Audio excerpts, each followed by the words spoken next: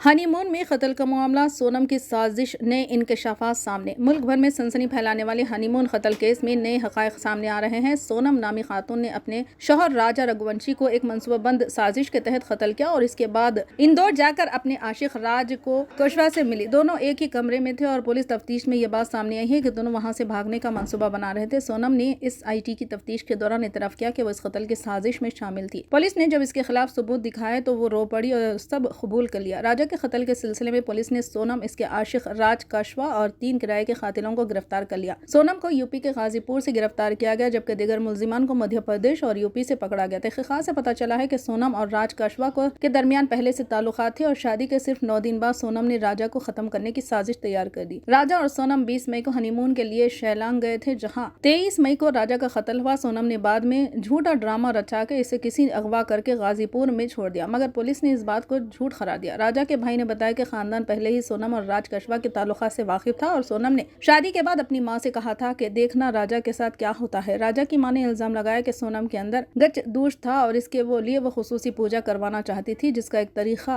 केले के दरख्त से शादी करके इसे काट देना था। सोनम ने सबको गुमराह करने के लिए सोशल मीडिया पर राजा के अकाउंट से एक जज्बाती पोस्ट भी की। 7 जन्मों का साथ है, लेकिन पुलिस ने पाया हनीमून के दौरान सोनम ने कोई तस्वीर या वीडियो पोस्ट नहीं की थी। राजा के कत्ल के वक्त सोनम जाए वारदात पर मौजूद थी, जबकि राज इंदौर में था। सोनम राजा के साथ नहीं रहना चाहती थी और अपने आशिक के साथ जिंदगी गुजारने के लिए इसने ये मंसूबा बनाया। ये मामला अभी मजीद तफ्तीश में है और हर दिन एक नया मोड़ सामने आ रहा है।